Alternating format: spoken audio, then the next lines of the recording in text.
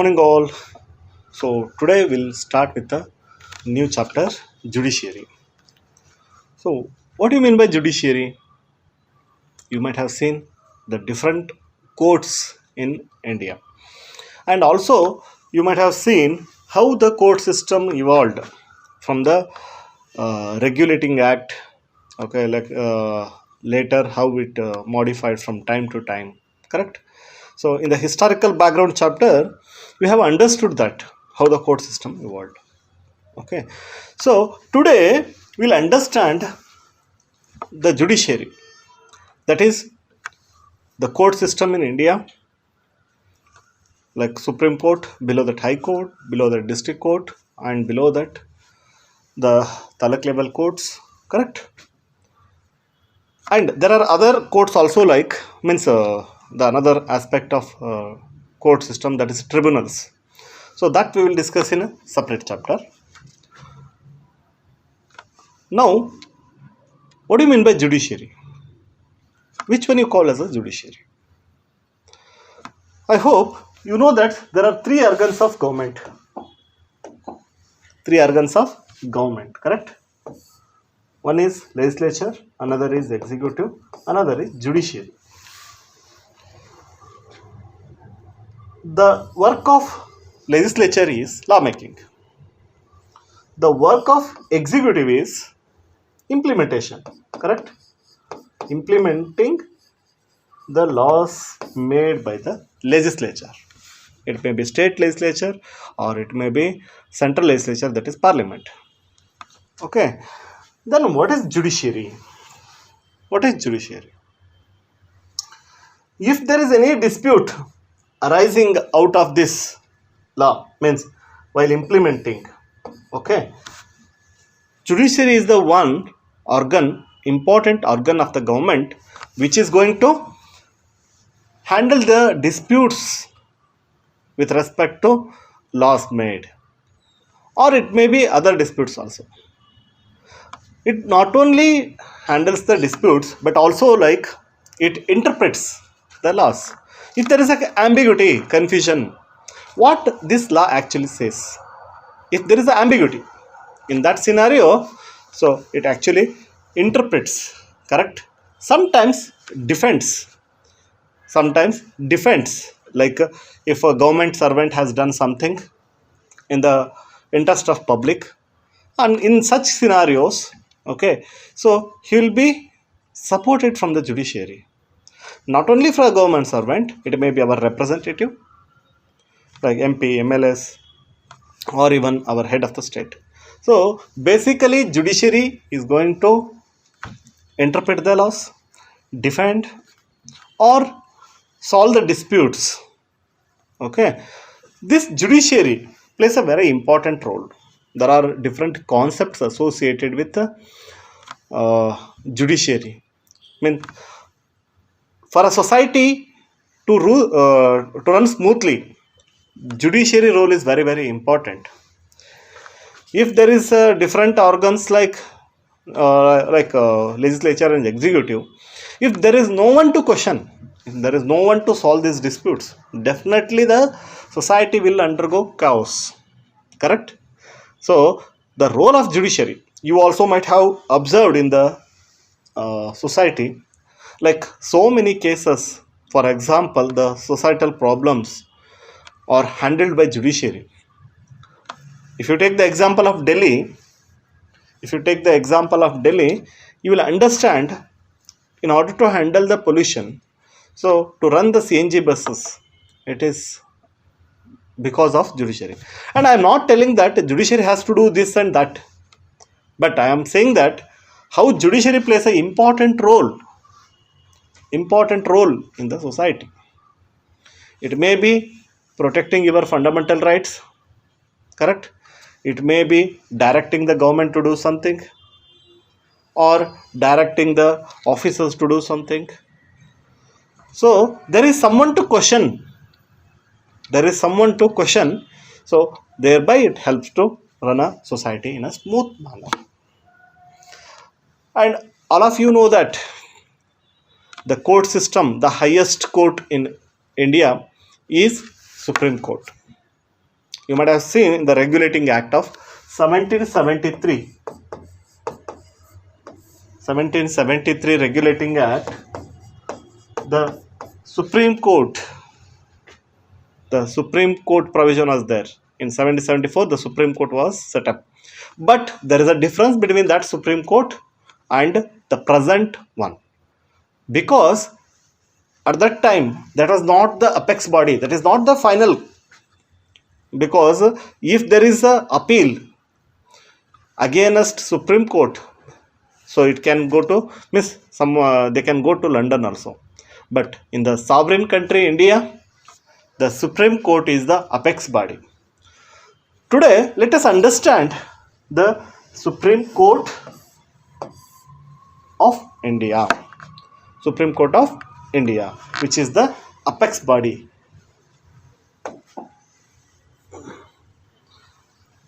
Okay, you have seen many a times in news the Supreme Court, which is seated in Delhi, right? Okay.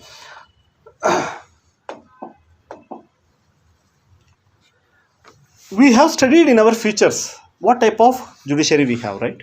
One is integrated judiciary, another is independent judiciary. Okay, so today we'll discuss in detail in this chapter the how integrated judiciary is working, how it is independent, how many judges are there in the Supreme Court, how they are appointed. I know you are all curious to know these things. How they are appointed, whether they can be removed, how the High Court judges are there, how they are appointed, how they are removed, is it same like Supreme Court, and most importantly, what powers the Supreme Court is having, correct? So we will understand one by one. This judiciary, that is our court system is basically in the part 5th of our constitution. Part 5th of our constitution.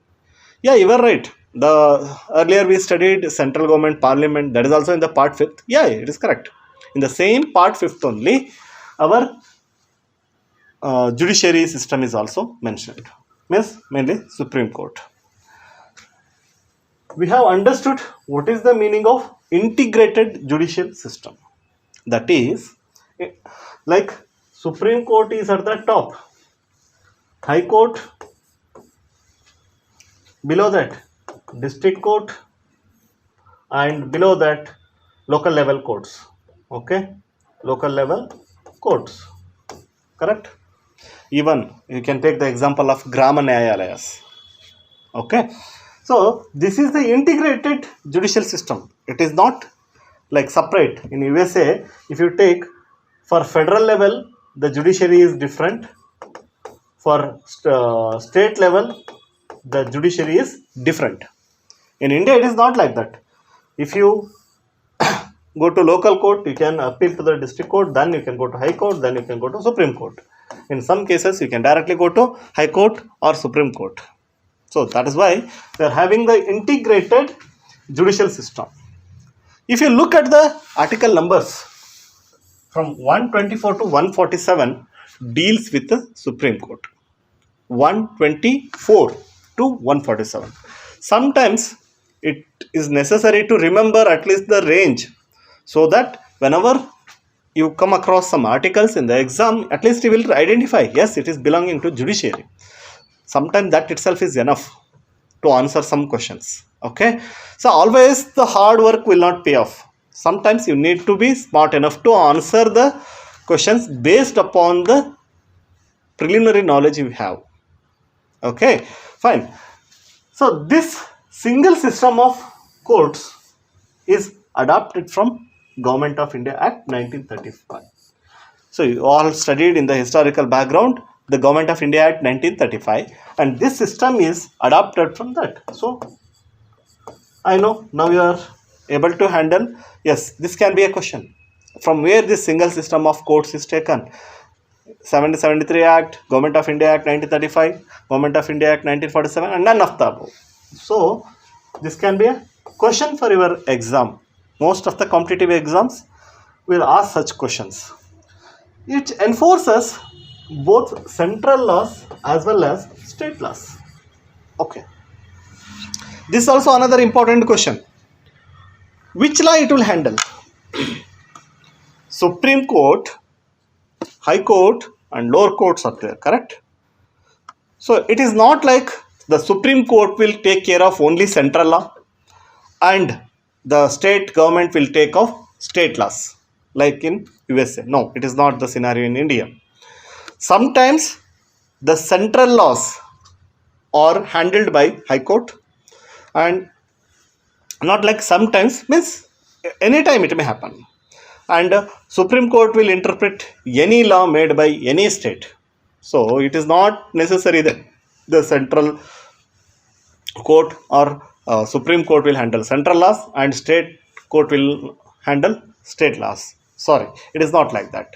That itself is a wonderful question.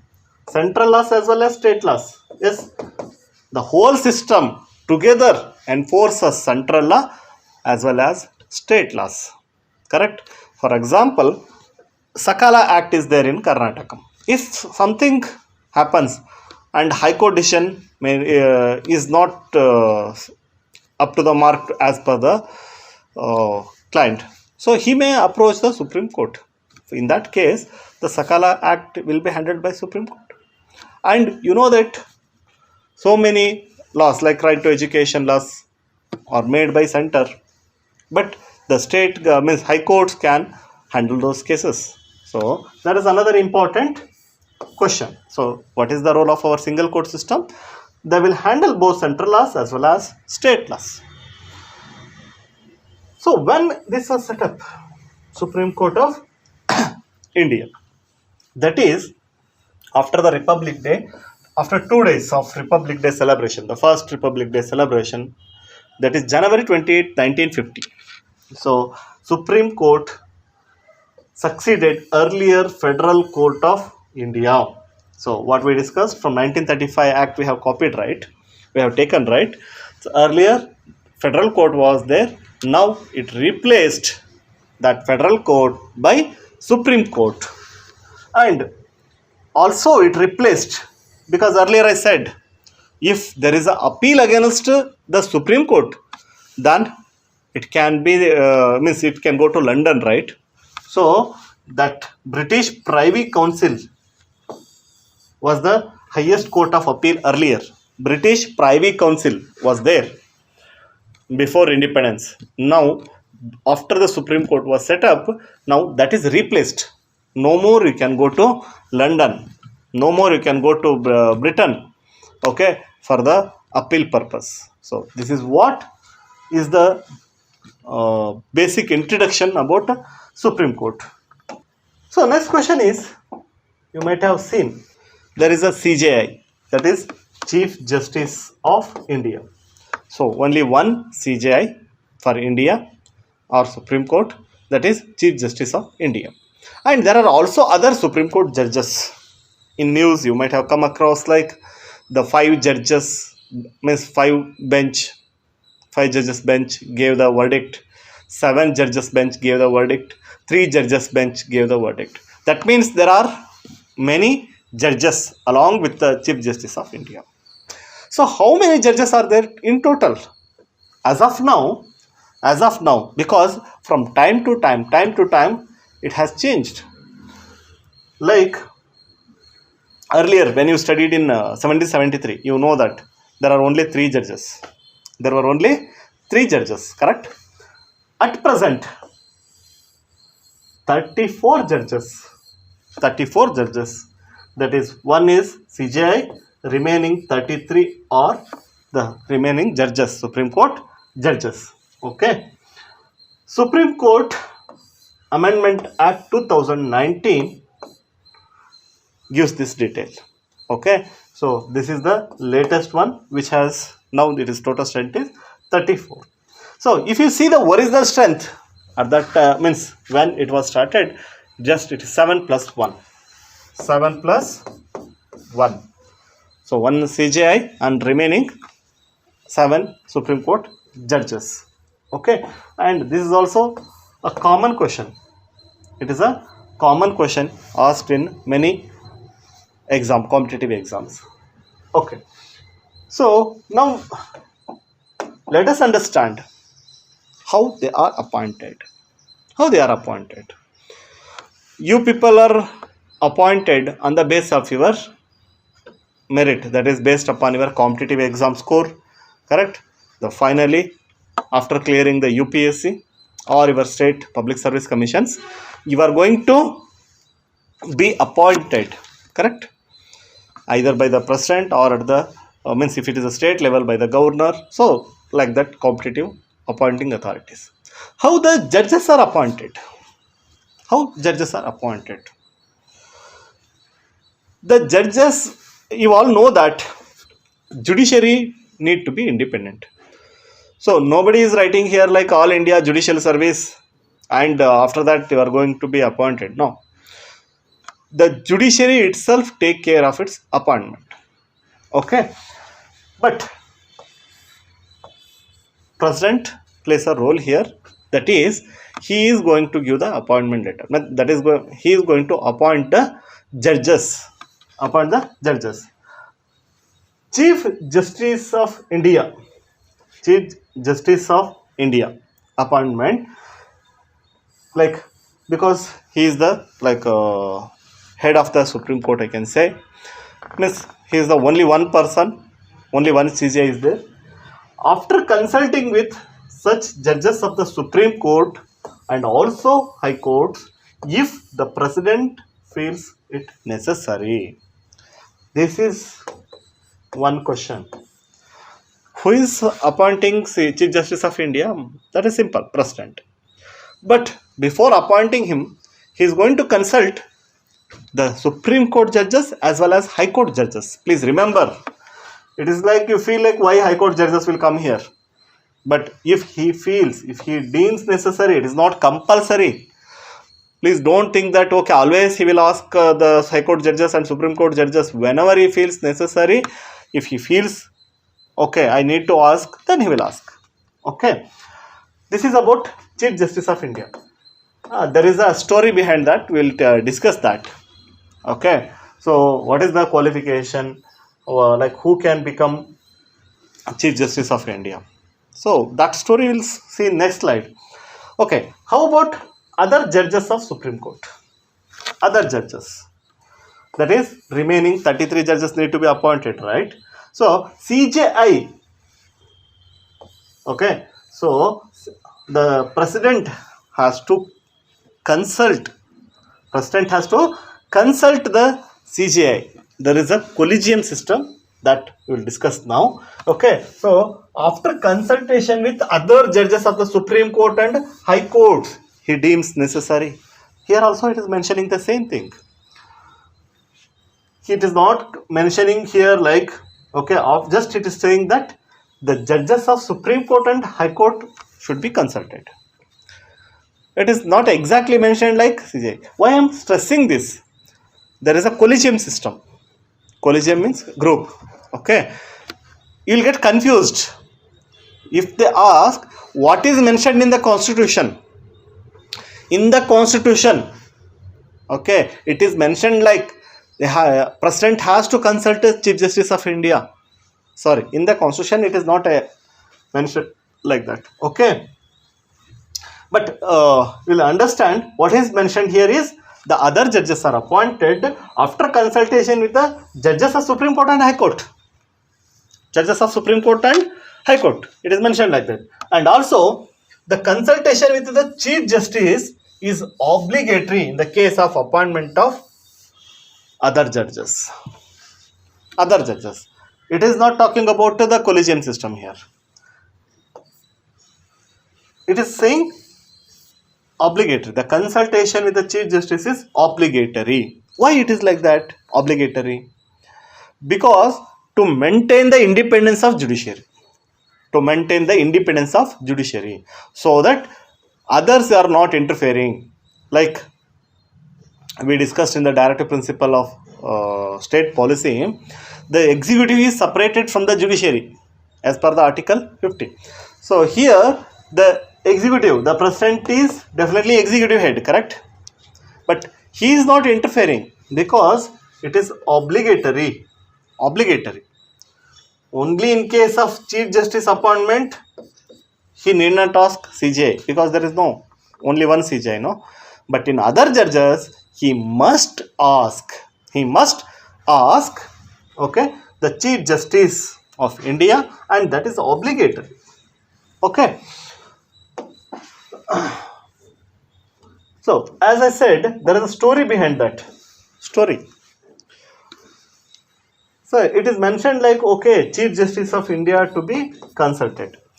There it is mentioned present status. Present status. Okay, based upon this story. What is that story? So, in Constitution has mentioned consultation. Okay, Constitution has mentioned consultation. But it is not clearly mentioned, okay, whether it must accept or it can be discretionary.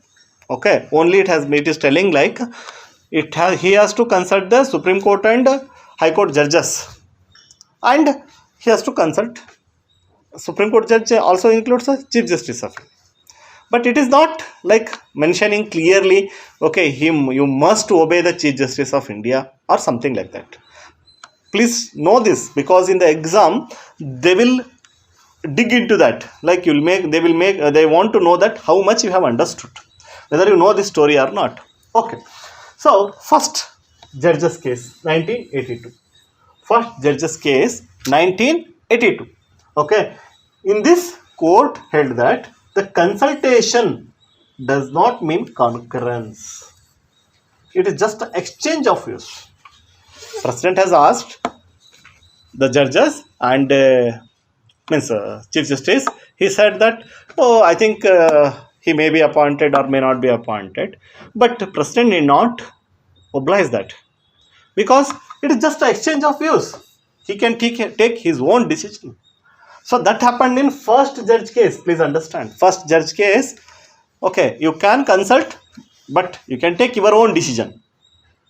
Fine. Later again another case came up, that is in 1993 in the second judge's case. Here consultation means concurrence. Change the plate now. Earlier it said that it is not not concurrence. Suddenly it changes the plate now. It says that no. You must oblige to the Chief Justice of India. So whatever CJI gives the advice is binding. But here it added one more point here. It is not like just one CJI. When the president is asking the CJI, that CJI has to consult two of his senior most colleagues. It is not individual decision of the Chief Justice of India. So president is asking me, I am Chief Justice of India, and I have to ask my two senior most colleagues. Based upon their opinion, I need to give the advice to the president, and he need to appoint. Now the president must obey this. That is second judge case. Again one more case came up in 1998. That is third judge case. Okay, third judge case.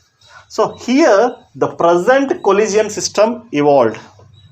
The present collegium system, what is being followed, is mentioned. So presently the Chief Justice of India has to ask four of his senior most judges. Okay, four. Suppose there is a appointment of a Supreme Court judge. Okay, out of this four, suppose two says no, for a candidate A need to be selected. Two judges says no, and another two judges says okay. So what will happen in this case? Whether A will be appointed as a Supreme Court judge? You are getting a doubt, right? So, sir, there are suppose Chief Justice of India feels no means appointment will be cancelled, and if also he says, then this automatically becomes 3, then he will be selected. So you are thinking like this. That is a traditional way. But here it is not like that. It is not like that. It is not about out of 5 majority. So here, if 2 of the judges says no, means over, close. The CJI should not recommend that person to president to appoint as a Supreme Court judge. Please remember this. So it is consisting of a collegium of 4 senior most judges of Supreme Court. Even if 2 judges give adverse opinion, if one person says no, no problem. If 2 senior most judges say no to the appointment, then CJI must not give the recommendation of that person to president. Okay, he should not send the recommendation to president for appointment, even though 3 people are having the view that he can be appointed. But out of the 4 people, if 2 says no, that means no. Fine. So this is the interesting story. So what is the final takeaway? That whatever CJI recommends is final, correct? But before recommending, internally this will happen in the collegium system. But once suppose they clears, okay, A can be appointed, then president has to appoint that person. There is no other go. Okay. There is another interesting story. There is another interesting story for the appointment of Supreme Court judges. Government, that is Parliament, thought that the judges, there is a favoritism or nepotism in the judiciary. Like judges are appointed by the judges, so there are chances that the appointment is not fair. So they thought, the Parliament thought, okay, we'll change this appointment system. We will remove this collegium system. Instead, we will set up National Judicial Appointment Commission. National Judicial Appointment Commission. Okay. The 99th Constitutional Amendment of 2014. Okay. This National Judicial Appointment Commission replaced the collegium system. Now, this National Judicial Appointment Commission, okay, is going to recommend the judges for appointment. Okay, but you all know that if government is going to do this, what Supreme Court said, that it is the interference in the judiciary. We are independent. Independency of the judiciary is like a basic structure of the constitution. How can you tamper that? Sorry, we are deleting this act. It is not constitutionally correct.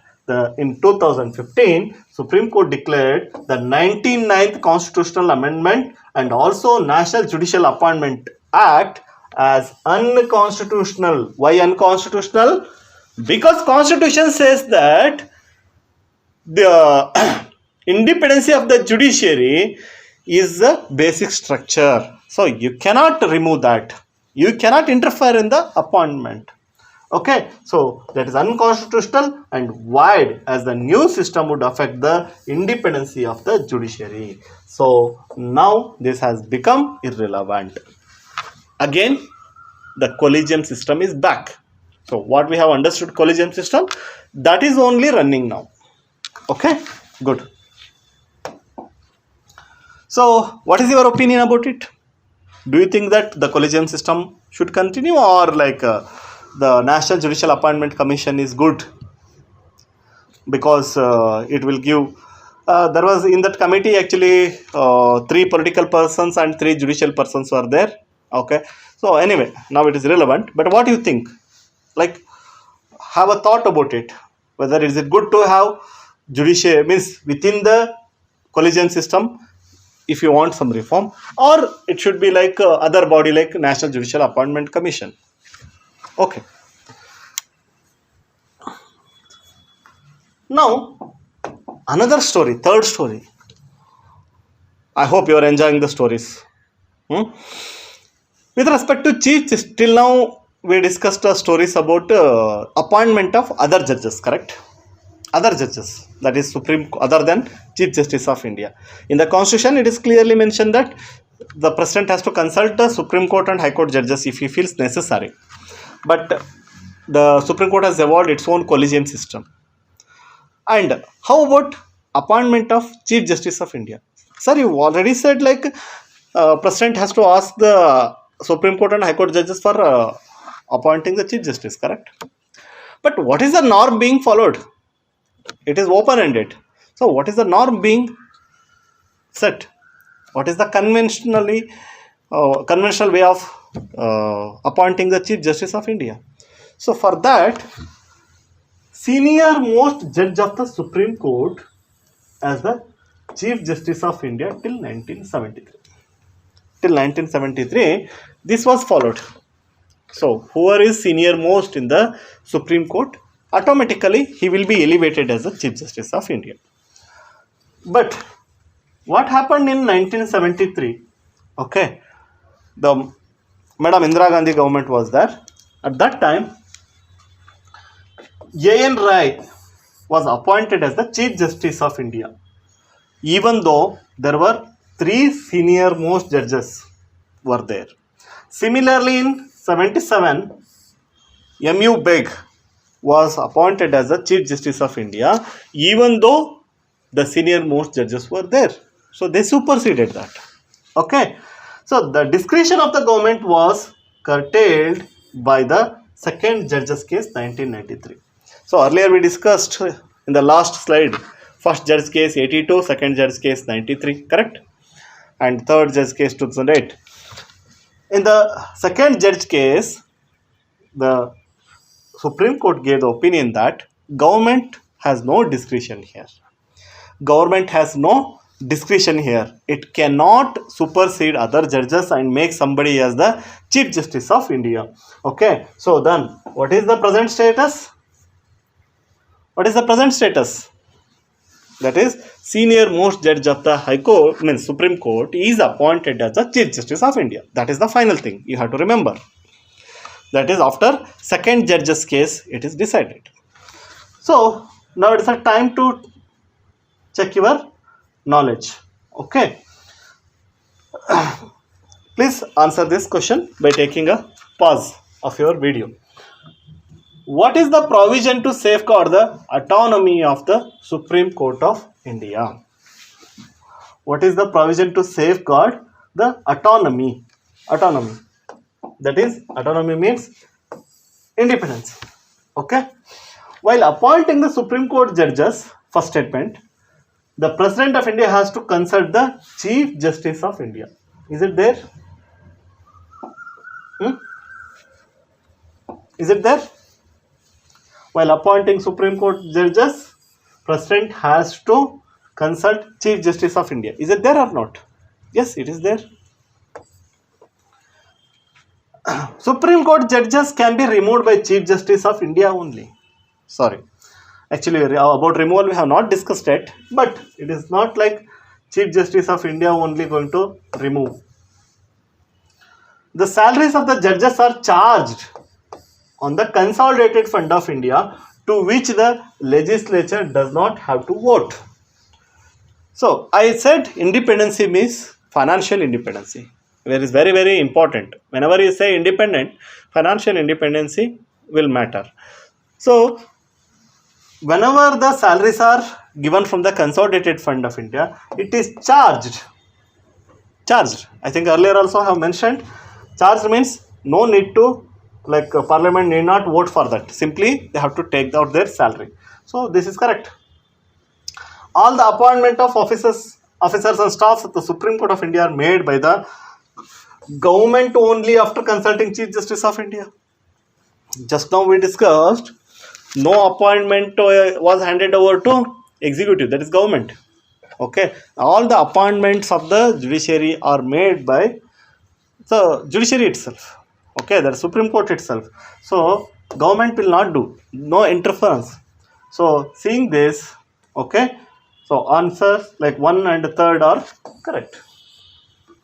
Okay. Next, we will see the qualification of judges.